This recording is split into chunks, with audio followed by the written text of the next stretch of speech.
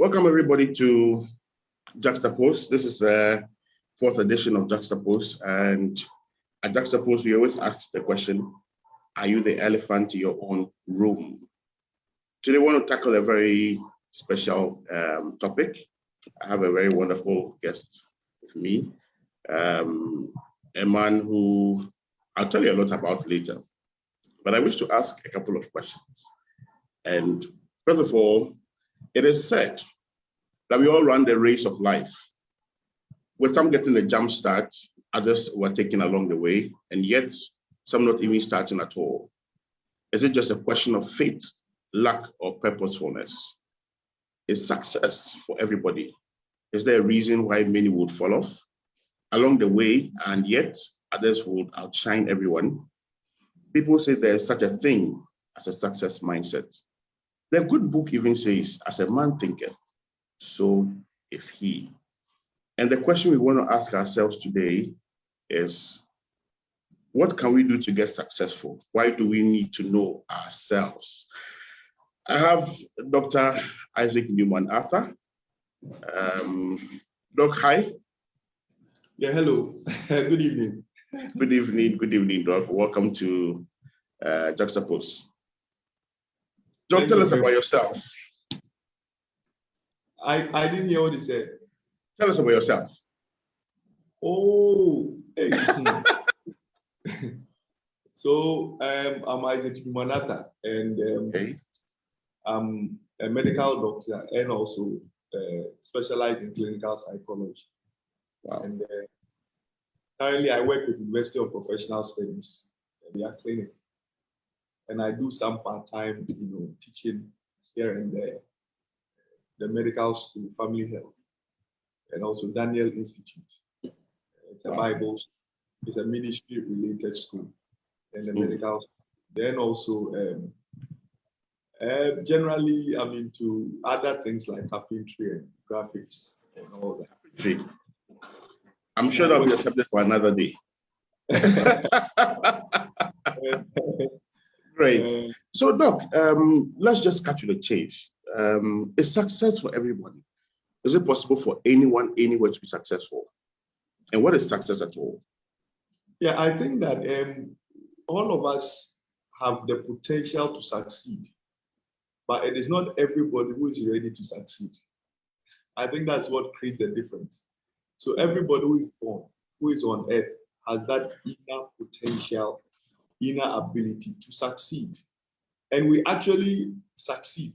To get up in a day and to end a day, that is success. You've succeeded in something. Okay, so if I can quote you, to be able to wake up in the morning and get back to bed successfully is success. Yes, you've succeeded in something. Okay. So generally, success means that you set a goal and you achieve that goal. And so it means you are successful. But generally, when you are able to live according to purpose, then you are successful. Now you've introduced a new term. So when we talk about success, any goal at all that is achieved, that is success. So you wake up, you set up a goal, or you actually engage in certain activities and you're able to do what you're supposed to do. You have actually succeeded in something. But on a general, broader scale, we all have a God-given assignment. We all have God-given purpose. And so the one God may even consider successful is someone who lived according to that purpose and actually succeeded in that purpose. So it's not every success that is relevant when it comes to, when you stretch it further to God and God-related stuff. Now, there are a lot of people achieving things. That is okay.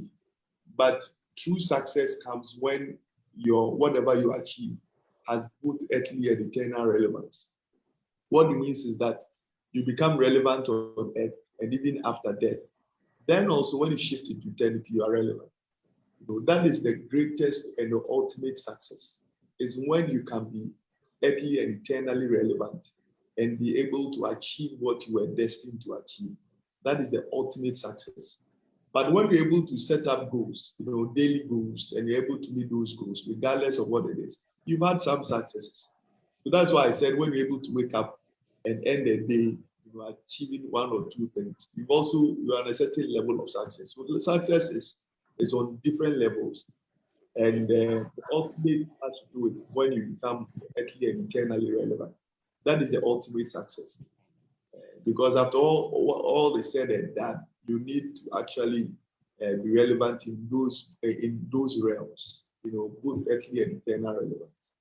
And so let's digress a bit, and sorry if you didn't finish your point. Let's tackle the subject of purpose. Yes. Purpose.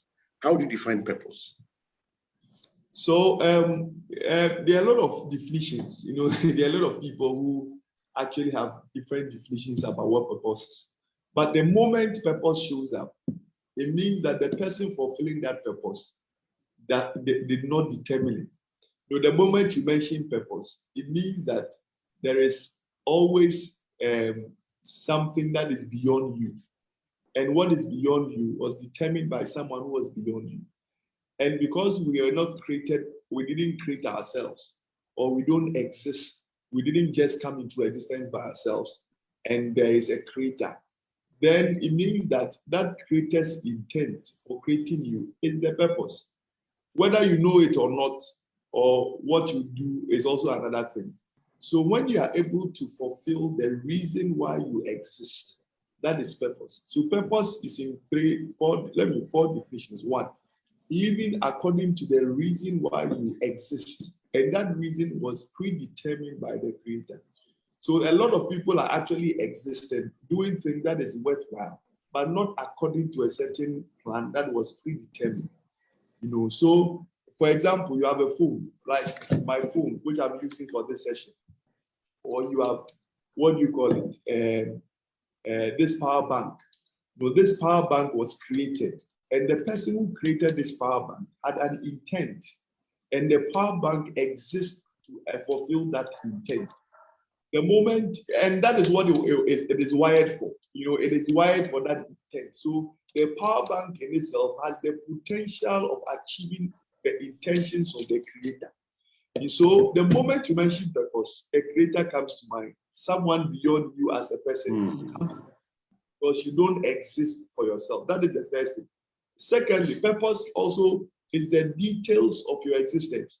Right, fulfilling the details of your existence, because on a daily basis we take decisions, right? We do things. We actually try to, accomplish things, and whatever we want to do on a daily basis. Again, the Creator has an opinion.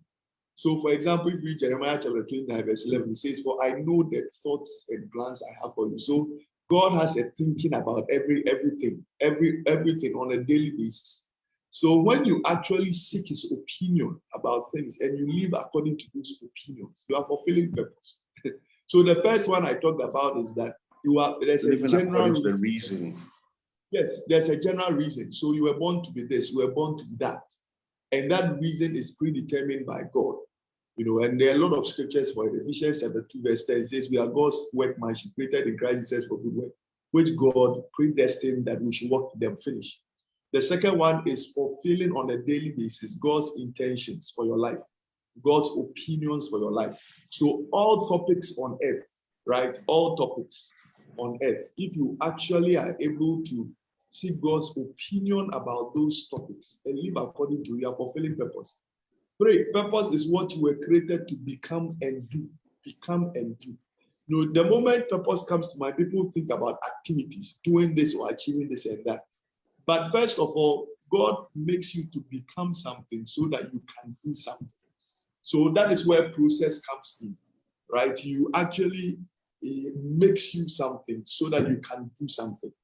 Right? So for example, Jeremiah chapter 1 verse 5 says that, "Before I formed you in the womb, I had made you a prophet to the nations." So he makes you a prophet, then sent you on assignment. So that is when process comes in, when God actually builds you up through the pain of yesterday, the lessons of yesterday, the trainings of yesterday, that prepares you for a certain assignment. So you have the potential to do what you are supposed to do. You see, so becoming and doing is totality of purpose. So you become something and you do something. A lot of people who are doing things without becoming, they actually expire quickly. They cannot survive the test of time. when the glory and the fame and all the challenges and stuff come, they will just disappear because they actually are doing things they don't have the potential or the capacity to become. You see, and especially in our generation where people want to achieve things very, very quickly. They want to achieve what older people have achieved in many years. 40 years. Quick to achieve instead of quick to become. So the activities is actually occupying people's minds, so they're actually not becoming. So becoming and doing is important. Then the final thing I would add has to do with the fact that purpose is basically fulfilling God's script for your life. Script means that when there's a script in a movie, right? What do you call it? The producer or the director, whoever came up with the movie, has a certain mindset, a certain thing he wants to communicate to the world, and he calls it the movie. And based on what he's written down, he actually breaks it down into various scripts. And based on those scripts, he calls the actors with certain capacities and potentials to act out specific scripts. And he hands over the script to them, and they act it out. So individuals fulfilling their roles in the movie according to the script, they actually are able to put up a movie. So generally, God has a plan for this world, and that plan has been broken down into scripts. And those scripts are individual purposes. I hope you understand. So you, as an individual, you have a script, there's a writing about your life that God has already written, and it's even in the Bible. I think Psalm 139, I think the 16th verse says, all the days of my life were written in your book before each one of them came to be. All the days of my life were written in your book before each one of them came to be. So there's a story that is written about each one of us. So God has a purpose for the whole world, right? And based on that, general purpose, he has determined individuals' purposes that we call script. So when you come on earth, God has a story written about your life that you are just supposed to act it out like. So if all of us do what we are supposed to do, God's plans for the whole world will come to pass. Look, I want to ask you this question. Yes. You keep talking about the reason for being existing, following the details, living by the script and all that. You make it sound like there's a certain hidden place in this life where you find a certain treasure box and you open it and you find your name on a scroll. And when you unroll the scroll, you're going to see, okay, Harold's purpose is to host Juxtapose and do this and do that and do that. How am I supposed to know what my purpose is? Well, it's a whole session. Actually, I use about 8 sessions to talk about purpose. Is it? So we talk about 8 sessions, 4 hours. So that's about 32 hours to actually address the issue well. So I'm not sure I'm able to address, but you would have to. That is why, everybody, right? You need to actually think about purpose. You need to actually pray about purpose. You need to actually search, because until that is done, you will never know. And God will use various ways to actually let you know. One of the simplest way of knowing purpose is actually your area of your giftings. It's one of the very, very simplest way to know your purpose, right? So, for example, if you can sing, I can tell you that singing is part of your purpose. It's as simple as that. If you it may not be the main purpose, but it's part of it. Yes, it's part. Everybody is multi-dimensional when it comes to purpose, right? We are all not created to do just one thing. There are various things that encompasses our purpose that when we do in totality, that is purpose. So purpose is in different, levels or dimensions. So some aspect of your life may be major, others may be minor. So like the same way we go to a university and we have minor and we have major, some purposes, you realize that some things you do may occupy most of your time. Others may be there, but it may not be the major. And the ones that are major, you realize that you're highly gifted in that area. You see, so when you spend time with God, you ask him questions, you have a certain relationship with him, he actually opens your heart, your mind, and things to a lot of things. I think it's in Habakkuk chapter 2, verse 1 to 2, it talks about it. It says, write the vision on plain on table, so that whoever reads it will run with it. The vision is for an appointed time. It says, I'll stand on my watch and wait to see what he will say. Right? Wait to see what he will say. We don't see what people say. We hear what they say. But, that scripture used see because purpose is that's what we call vision, right? Vision. That is where vision comes from. So whatever the impressions God lays on your heart, or when you relate to what He tells you, actually, becomes like a vision. You see yourself doing this and that and that. That actually promotes, makes this life better, and also promotes God in a certain way. So purpose will do two things: make this life better, and also of course glory. And that's where people miss, right? And so they are basic. So I wanted to. Yes. No, you finish up and then I'll come in. So there are basic things people can do, like I think I've said it, having some relationship with God, praying and all that, listening to Him, speaking to a mentor, what do you call it, your life experiences here and there. They all add up to the whole cocktail. Okay. So yes. Yeah, I think I called him a catalytic. Okay. So great. So I want to remind our audience that we are live on Facebook at Juxtapose Live, and send your comments in. We have Dr. Isaac Newman Arthur here. You're on Juxtapose, and we ask the question: are you the elephant in your room? Doc, let's ask, after saying all these things about purpose and about success, and then the whole thing about life and making sure that you're going according to scripts, why then do I need to know myself?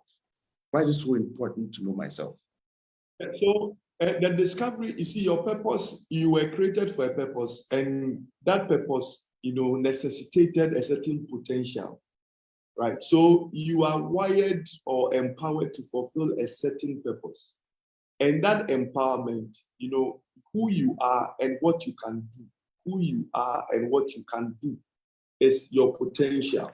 So you will not be asked to do what you don't have the potential for, right? When we stand before God in judgment, He's not going to ask you for the things you don't have the capacity to do. So all of us have been given the capacity to do, right? Who we are and what we can do. Who we are is our temperament and our personality and all that, including our character. So character development and personal development and your personality is who you are actually.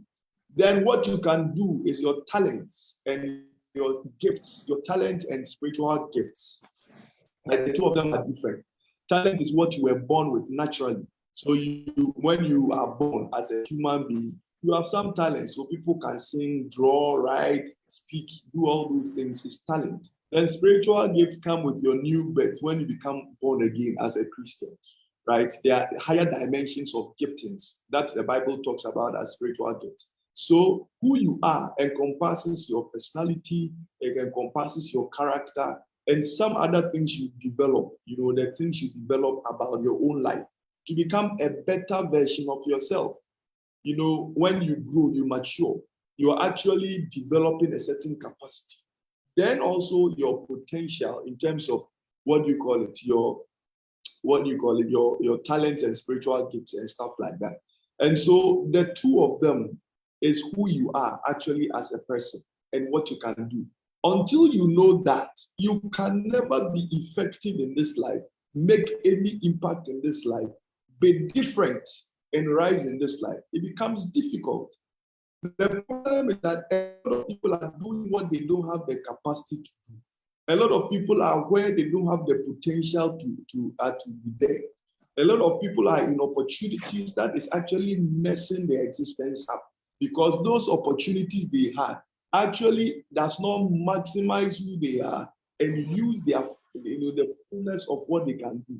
So they may work at somewhere or be somewhere for many years without rising. Then they realize someone just come, the person rises because the person is actually doing what they're supposed to do because they have the potential to do what they are supposed to do. And that is where they are supposed to be. So they rise quickly. You see, so that is why you actually have to know yourself. You need to actually identify what you can do and you can do it well. Let me give an example.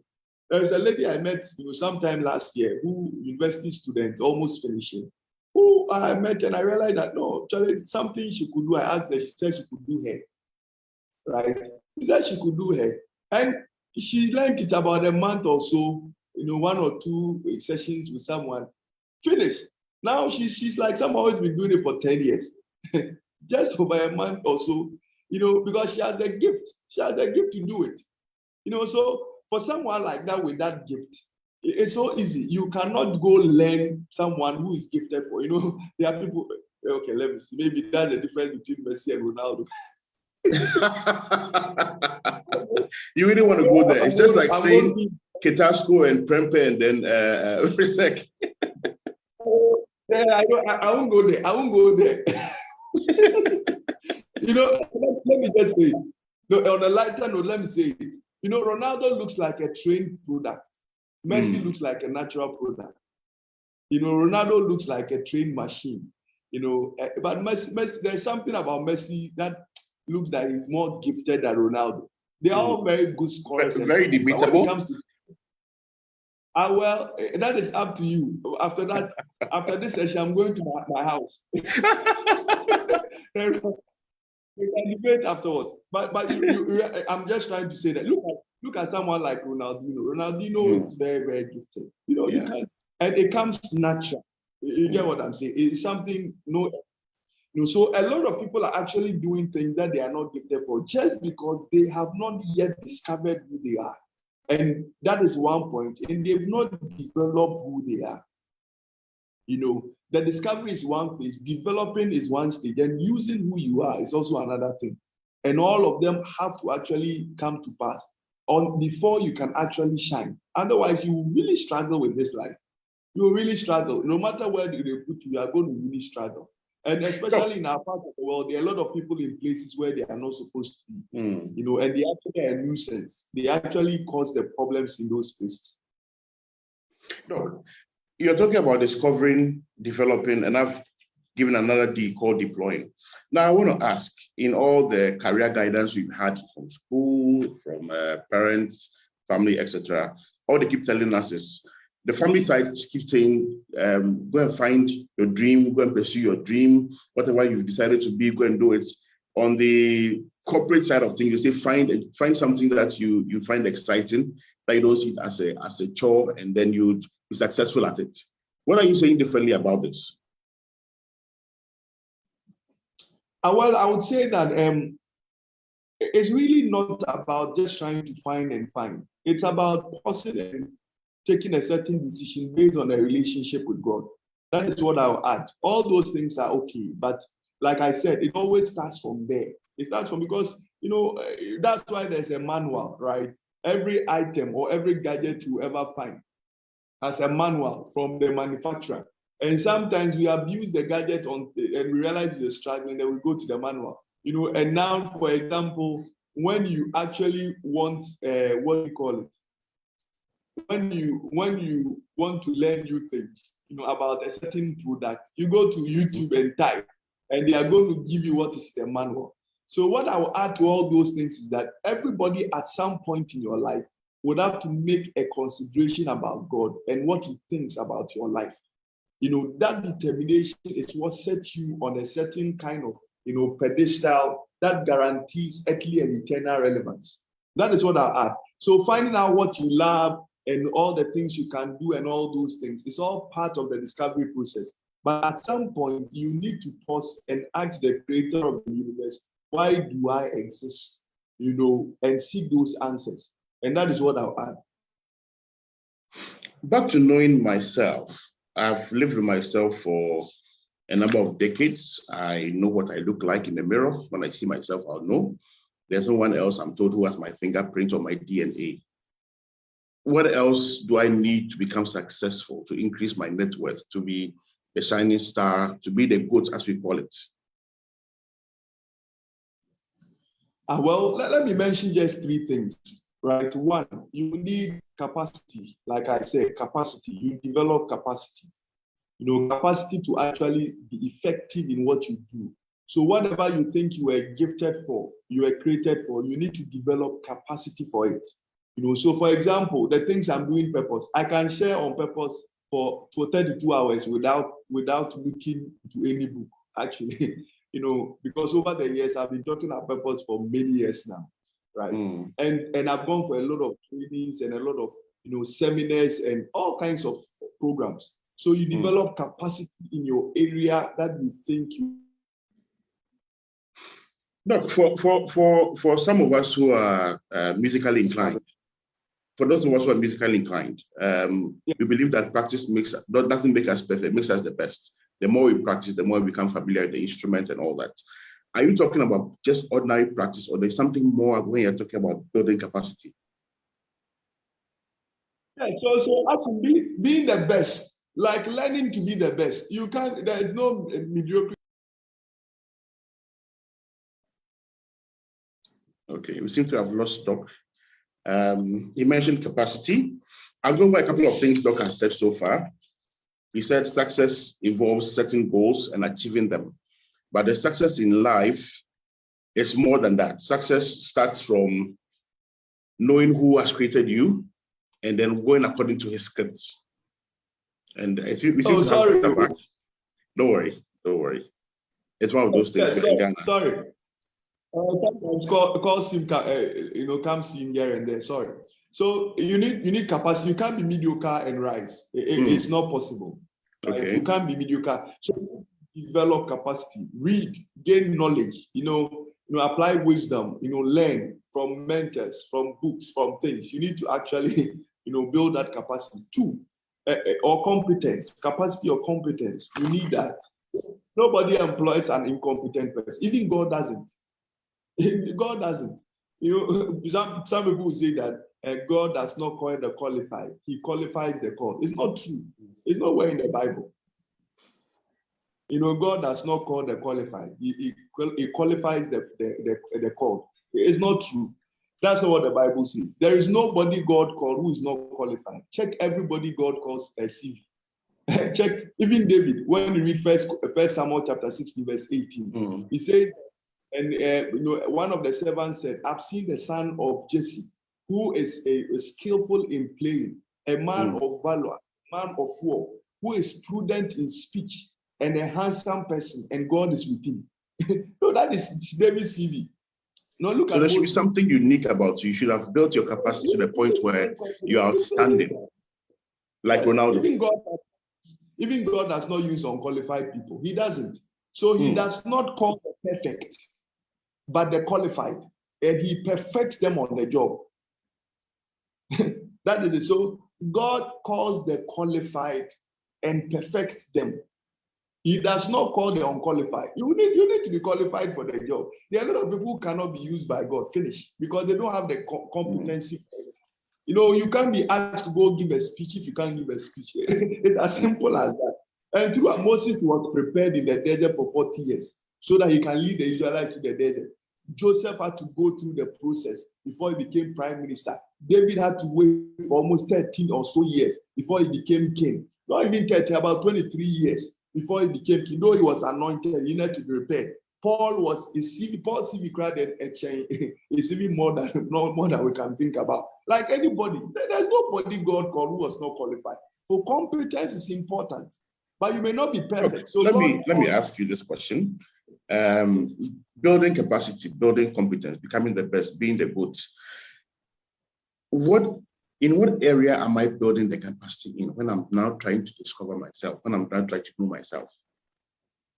Yeah, so in the area of your talents, in the knowledge, especially about things, in current things about where you want to be, knowledge about, your people call it soft skills, but now it's important, like finance, leadership, emotional intelligence, those things. People call it soft skill, but it's not soft. It's an important, all those things are very, very important major skills. Then area of your talents and stuff like that. So these areas that positions you, for impact, there are areas that you actually have to develop. So you meet anybody who is doing some great things. Almost every question you ask them, they have, even if they don't have 100% knowledge, they have some knowledge about it. How did they come by it? They actually studied or learned or something. On top of their game, they actually develop competence. Imagine you go to the consulting room and the doctor sits there and doesn't know his whereabouts about the illness you brought. Wouldn't you run away? You run away. You run away. So competence is key. Then the next is character. Character is the virtues or the values that guides competence. that makes you, able to survive the test of time.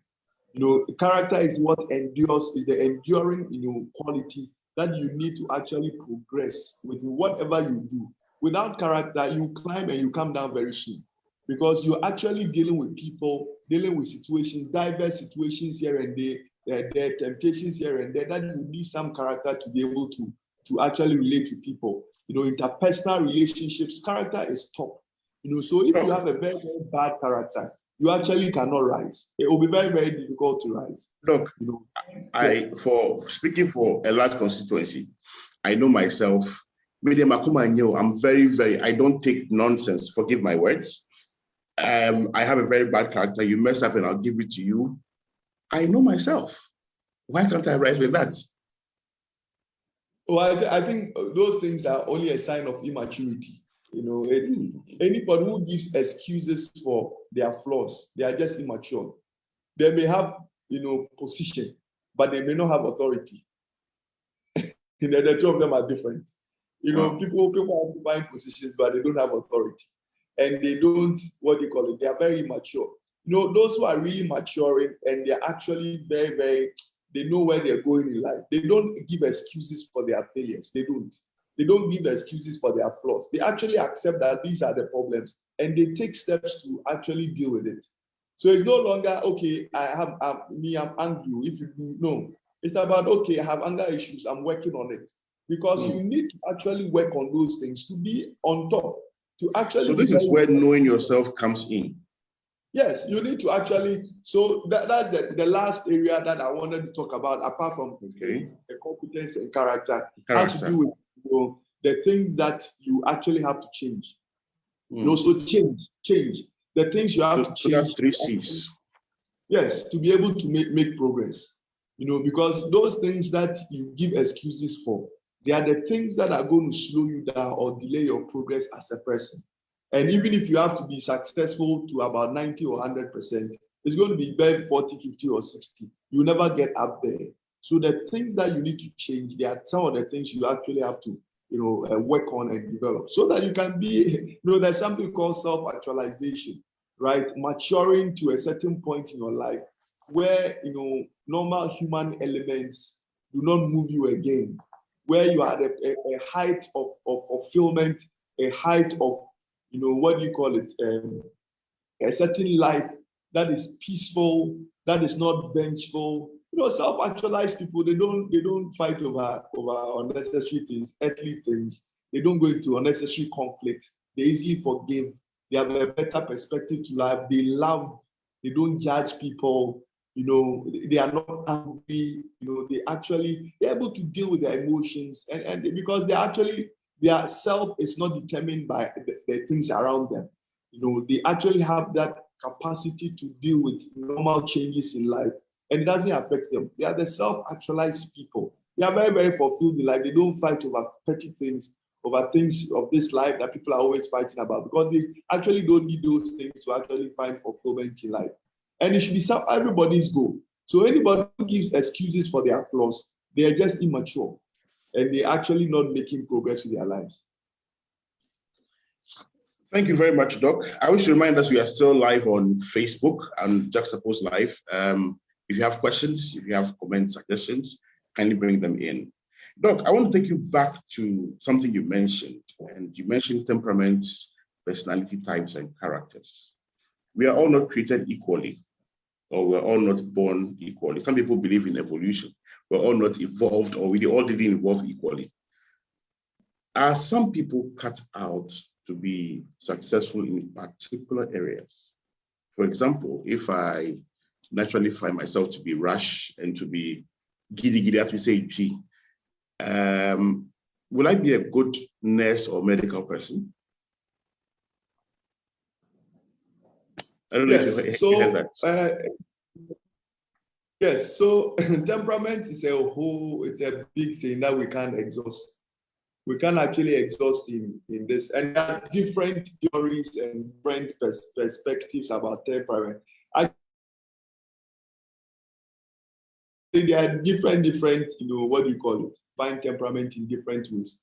But two very common groupings I want to actually talk about simply, right? Is Myers-Briggs kind of Myers-Briggs, kind of personality types. There are about 16 personality types according to Myers-Briggs, and each one of them and their strengths and what they do and their weaknesses here and there. Then we have the typical ones we know. The normal ones, the choleric, the sanguine, the melancholic, and the, what do you call it? The phlegmatics. Those are very, very common one we know. Then we have the type A and the type B kind of personality, right? And people have all kinds of other, definitions. So, depending on your personality type, you are able to do certain things easily than others, but that does not limit your success. So what it means is that every personality type and what gives them the potential to do, right? And so depending on where you find yourself, you may find your personality type agreeing with the activities or the things you are supposed to do. And when there is this agreeableness, you are actually able to do more than the person who is there and doesn't have the personality for it. So for example, if you look at our presidents, let me use our president as an example, using the 4 temperament types I talked about. The cholerics are the, what do you call it? The domineering, opinionated type of people who are goal-driven, and they actually do not care how they get there, and they may step on toes and they really don't care. They are the bossy type. The choleric type, they are leader, they are confident, they are forceful, they are goal-oriented. Then the sanguine are the outgoing, fun type, what do you call it? They love, party, they're always on the run, they don't like monotonous activities, they are the fun type. And when you meet a sanguine, it's as though he's known you for about 20 years. Then also the phlegmatics are the peace-loving, diplomatic people who don't have problems with anybody. Basically, they actually feel with everybody because they want their peace. They really don't want to fight with anybody. Then we have the, what do you call it? The melancholics are the more into themselves, pepper kind of people. They are artistic, they have close relations, they are more organized people, and they are very analytical, and they are more into themselves. They can keep dates, and they can keep, what do you call it? They are quite moody, the moody type, and they can actually keep offenses for a long time and date here and there. They're 4 basic. Because of time, I can't go into a lot of details about these ones. But generally, right, so if you are in a certain activity that has to do with dealing with people all the time, keeping them, alive all the time, then you may need more of a sanguine to do that, because they have energy for it, and there is never a dull moment around them. So when you put them in, what do you call it, the front line when it comes to people-related stuff, they actually do well. Then the born leaders kind of people, the choleric, who are goal-driven visionaries, though they can be very domineering and all that, they're actually able to achieve goals. So hard tasks and all that, people, daring kind of activities, you may need the choleric to be able to lead. Then melancholics are the people who can keep things in a certain organized way. So when there's a project and you want that project to go well, and you want it to be done the way it has to be done, they are actually very good managers and all that. Then the phlegmatic, if you want the HR kind of people who can actually keep and contain, conflicts and be able to make sure that everybody is fine at work, you need someone who is a phlegmatic, because they really won't cause problems. They're able to handle, PR-related issues well, and they really don't have problems with everybody. So even if you look at the presidents of the country, right, their successes was based on who they were. For example, if you look at Nkrumah, I tend to think Nkrumah was more of a male, a melancholic, because this guy could plan many years and be very analytical and methodical and very organized in his plans for Africa and Ghana. So everything he said is coming to pass. Everything he did for many years, some of them are still there, and was able to plan. I'm sure he was a male. When you look at J.J. Rowling, he's a choleric. Very opinionated, domineering kind of person. Even when he was not president, everybody thought he was the one running the country. He talks, everybody has to listen. JJ was that type. At one point I heard he even slapped his vice president. I'm not sure how that story was true. I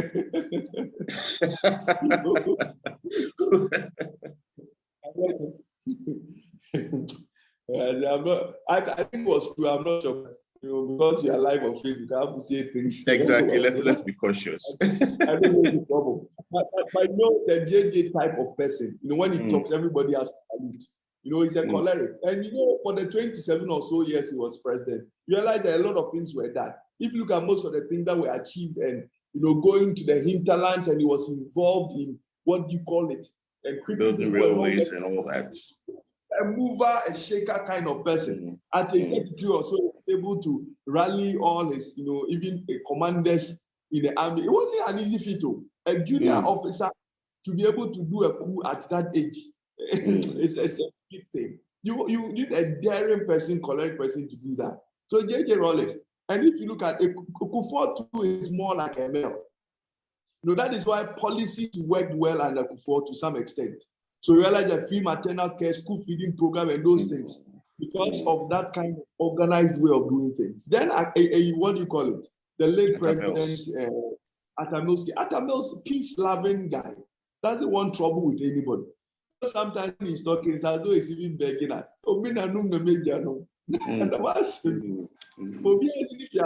Atamil's was a flag, a typical flag, very diplomatic, peace-loving person who doesn't want problems. Then we came to our own Mahama. Mahama is the fun type. He is more sanguine. Mahama is the sanguine kind of type. During Mahama's time, that is when joking in the country and people taking things on a lighter note really came up. Where national issues, there was humor around national issues. Exactly. I hope you understand what I'm saying. Because he himself will cry. You find Mahama, going to town with moto, that kind of thing.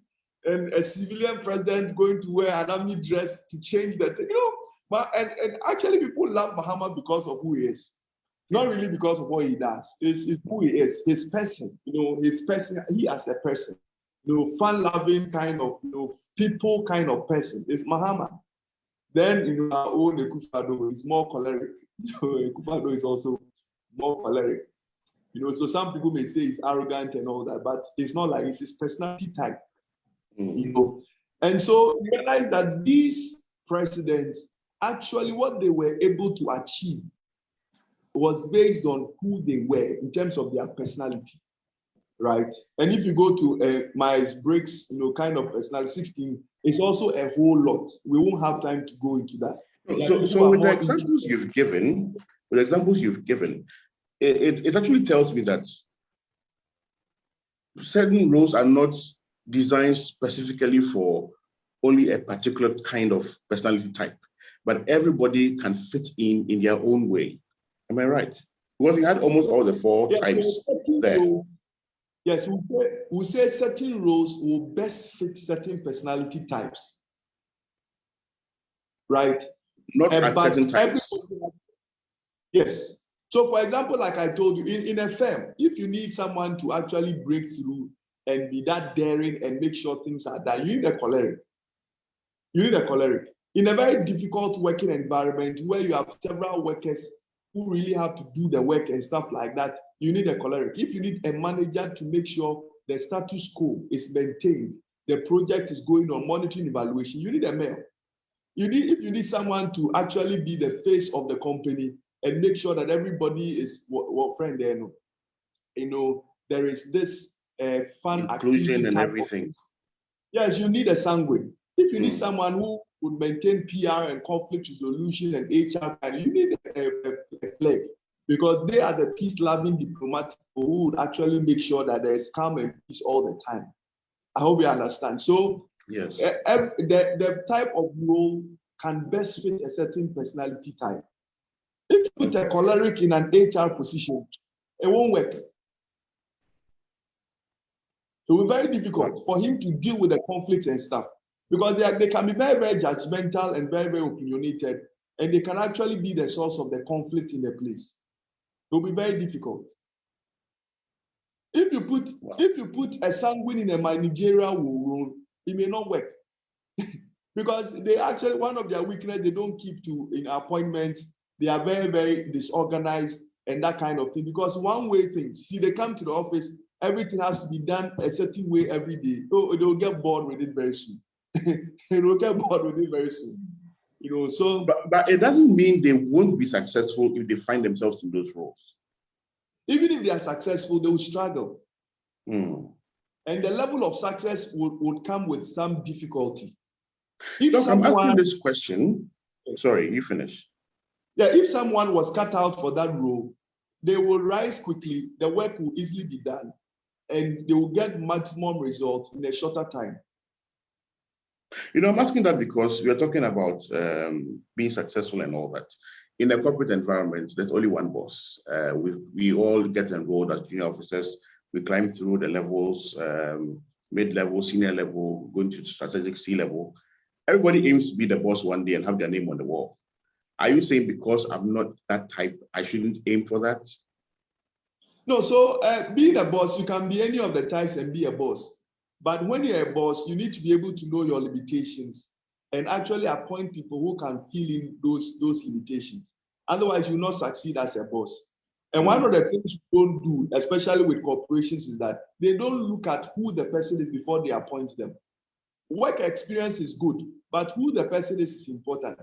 And sometimes, some companies will send their staff to me for evaluation, psychological evaluation, to give them a report as to whether the role they are going to fit in, as in they are going to be given, they can actually fit that position. I do those assessments too sometimes. But you would have to realize that we all have to aspire to fulfill purpose, and so anybody fulfilling purpose, they don't have to be the boss to make that difference. They don't have to. And they'll be more important than the boss if they do what they are supposed to do. Wow. Joan says, kindly talk about fear as a contributing factor to why people are given the same opportunity, but some succeed and some do not. I would add, does it have any bearing to do with the personality types? Yes, no, not really. But okay. Fear only disrupts your ability to take risks and to be able to take steps that actually will make you achieve what you are supposed to do. So fear affects the process, not really the person, but the process. I hope I understand. So if you are supposed to take this risk or take this decision and stuff like that, you may not be able to take those decisions because of fear, not because of your personality type. Regardless of who you are, regardless of your personality type, you can actually take steps if you don't have fear. So the person who is afraid, it doesn't mean that it's the person's personality. No. What it means is that the persons, based on their own past and knowledge and experiences about things, they are not confident enough to take certain decisions. And that confidence is built through failure. When you try and fail, and you try again. You see, the more you try, the more you don't become afraid. It's just like driving. The first day you sit behind the wheel, it's as though the car is going to knock everything that passes by you, right? But as you keep driving and you keep failing along the line, you realize that you can even close your eyes sometimes and drive if the road is clear. Exactly. So you really are not afraid. When big cars are coming, you are not what do you call it? You are not affected too much. So that's it. Joanna gives a thumbs up and says, then failure is good. Well, not every failure is good. Wow. Not every failure is good because some failures can really be damaging. But what I mean is that trying things out, even if you fail, you try again. But some failures can be avoided with knowledge and with guidance. A lot of failures are unnecessary, right? Some of the failures, you actually need them, but some failures can be avoided if you actually are guided. Some failures are not necessary. Because some failures are very costly. And so with guidance, some of the failures may not be necessary. Viewers, I want to remind us we are live on Facebook on Juxtapose Live. At this point, you have a question, a suggestion, a comment. You want to raise your hand and fish you out and give you the opportunity. Doc, while we are waiting for questions, I have a question of my own. Yes. For someone who's reached a point in their life, and I seem to have a lot of people who are actually watching now, who've come to me, and I recommended that they watch this, and they say they've reached this point and they're confused. They don't know what to do next. Some are very accomplished with university degrees and all, others haven't had the opportunity to do that. But bottom line is there's one least common denominator, which is they are confused. What do we do with respect to knowing ourselves? How can we get out of this mess? There are two things that I would say. One, you need to be reflective. Is it reflective? Is that the right word? You need to reflect on things. First of all, when you are confused, don't take major decisions. Pause. Think again. Give yourself some time to think. And you better still prayerfully think. What it means is that engage your creative ability. Pause. Shut down the activities. Sometimes you just have to lock yourself in a certain room or in a retreat for some days. Just think. Reflect on things. Prayerfully think. It will get you out of a lot of confusion. Two. Look, it sounds a bit depressing the way you're putting it. Hiding myself, retreating from people around and going to hide and reflecting on my failures and my it sounds depressing. No, it's there is no top person who doesn't go on retreats. There is corporations have retreats where they take all the staff, top management, they go on retreat. Retreat means that you are actually isolating yourself so that the noise can shut down. Because confusion is in noise. You see, confusion is because there are too many voices, there are too many activities, too many things around you that is actually disrupting your ability to actually focus and think. So when you actually take a retreat, it's not going to deliberate on your failures, but you're actually going to reflect on everything about your life, refocus, revision, and all that. It's so important. One of the things, even when you want to write a book, I tell people to go on a book retreat where you go somewhere for like 2-3 days just to focus on the book and write. You'll be shocked what you can do.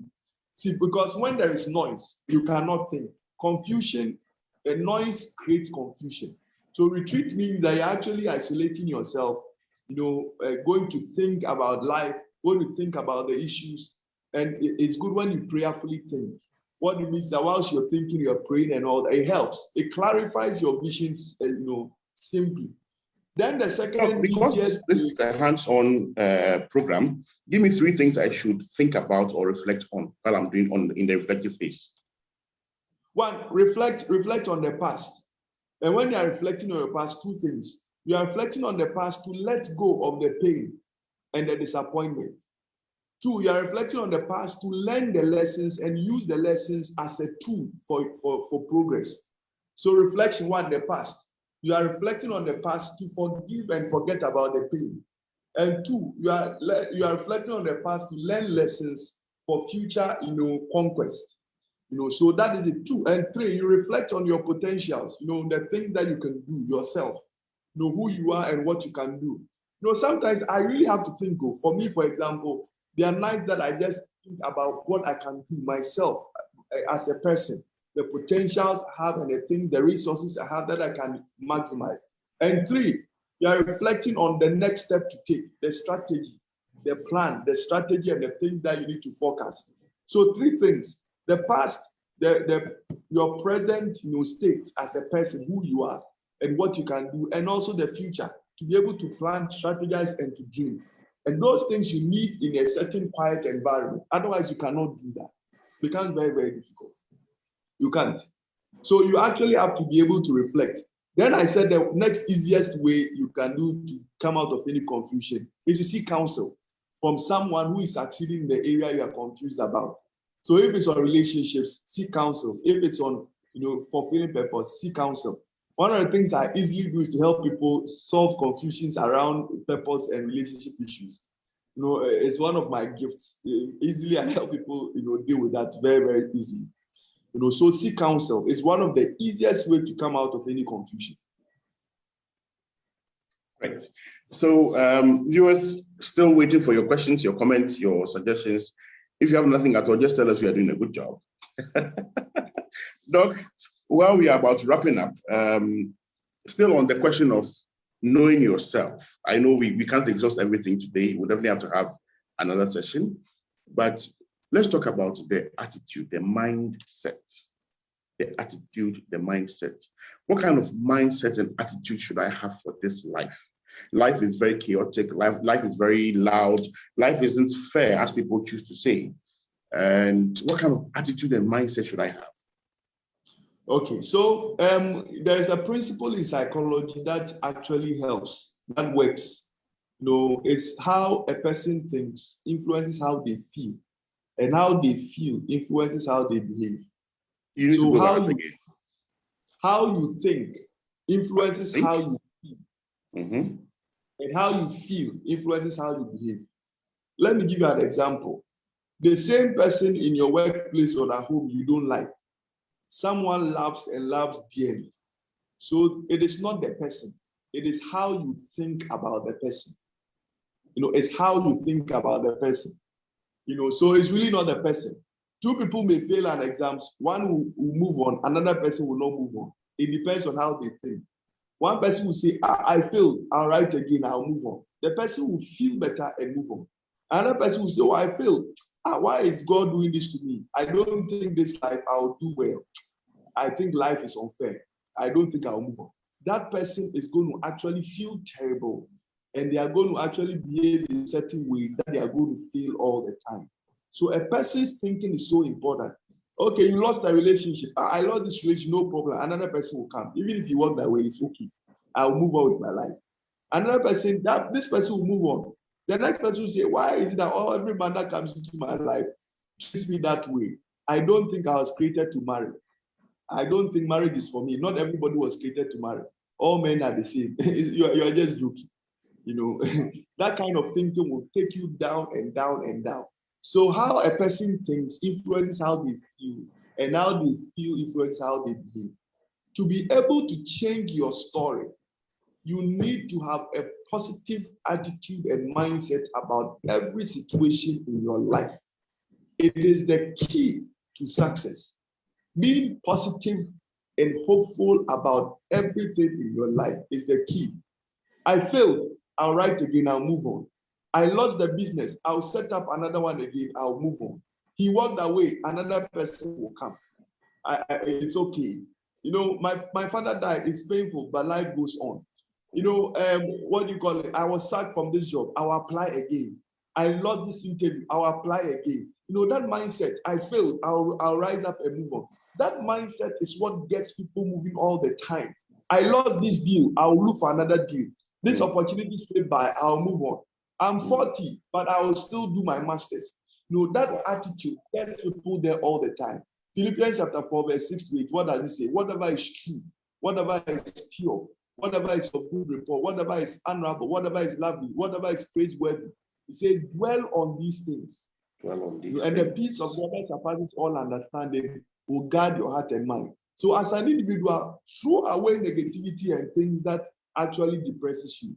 Because regardless of the situation, you can still make progress with your life, depending on how you think about situations. So a positive mindset, and a mindset that is progressive, right? Instead of saying that everybody, poverty is this and that, poverty is nothing. You can be rich. If you don't have money, you think fried rice is not nice. Great. So Ruth says you are doing a good job. Very informative. Thank you. Joanne comes again and says retreats are great. In the past years, I took 3 to 5 days away from family and went to hide in quotes in a quiet location. Those were the years when I had a rise in career and life. And Joanna gives a thumbs up. Doc, I want to say thank you so much. I wouldn't want to ask any further question. If I ask, we will exceed our time. Survivor's Diary says, good job. I know I'm on the right path. Wow. We're going to have Doc on again, definitely for not just one session, but probably about 2. So you can go deep and then ask questions. Go ahead. Let me say just one thing. Just to make this point, that any purpose that does not glorify God, you have missed your purpose. So there are a lot of people who are doing things that does not bring God glory. It's just a waste of time. So purpose ultimately must bring God glory. And that's the difference between those who are actually fulfilling their God-given purpose, or they are just living according to the pleasures and opinions of the world. Purpose should bring God glory. Thank you. Wow. Thank you very much. Susanna Imbro on Facebook says kudos, and then gives that emoji. I don't know what it is, but she gives it. Ruth comes again and says, thank you, and God richly bless you all. Thank you. So viewers, we want to say thank you for joining us. It's been an inspirational hour. We've delved into the subject of knowing thyself. We'll definitely have to continue. Dr. Newman Arthur would, since people want to contact you, would you be able to drop your contact on the chat so we can put it out there? Or they should route through me. I'll charge them a consultation fee and then they you can actually put 0249802500. Can you go by that again? 0249802500. Great. You should so send because of the Christmas WhatsApp message, great. Because of the Christmas festivities, we'll see which date will be appropriate. We may not have it on the last Thursday, but we'll find an appropriate date and we'll communicate it. So the number again is 0249802500, 0249802500. So I want to say thank you to everyone. God bless you. Know yourselves, have a positive mindset, develop your capacities, change the things you have to change, and build your character. God bless you, Doctor. Have a wonderful evening, everyone. Bye-bye. Thank you. God bless. Bye-bye. Bless you.